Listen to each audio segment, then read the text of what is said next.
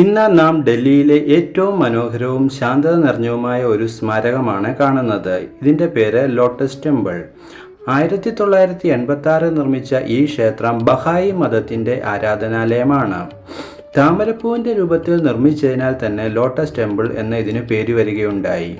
ഡൽഹിയിൽ വരുന്ന യാത്രികർ നിരന്തരം സന്ദർശിക്കുന്ന ഒരു പ്രധാന ആകർഷണ കേന്ദ്രമാണിത്. 27 വെള്ള നിറത്തിലുള്ള വലിയ മാർബിളുകൾ ചേർത്ത് ഒരു താമര രൂപം നൽകി നിർമ്മിച്ചതാണ് ഈ കെട്ടിടം. അകത്തേക്ക് കയറുമ്പോൾ പൂർണ്ണമായും പ്രകാശം നിറഞ്ഞ ഒരു ഹോളും ഒരു സമാധാന ലോഹമാണ് നമുക്ക് ഇവിടെ അനുഭവപ്പെടുക.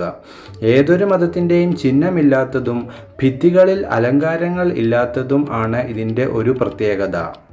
അകത്ത് കയറുമ്പോൾ ആദ്യം അനുഭവപ്പെടുന്നത് സൈലൻസ് ആണ്.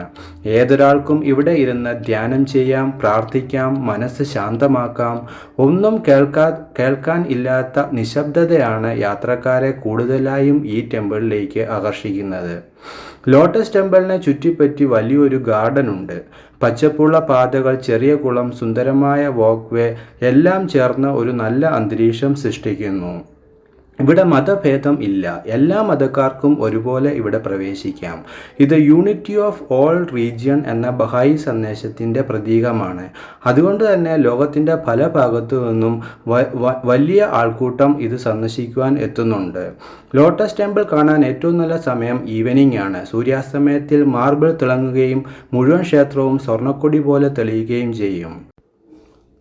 കൂടുതൽ വീഡിയോകൾക്ക് ഈ ചാനൽ സബ്സ്ക്രൈബ് ചെയ്യൂ.